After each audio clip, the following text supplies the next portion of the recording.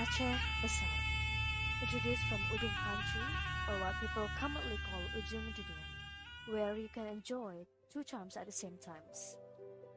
Watching the sunset while looking at the surrounding mountains.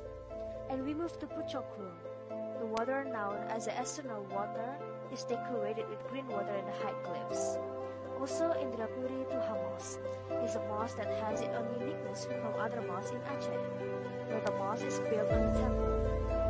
Now, it's a place where Muslims pray and always full of people.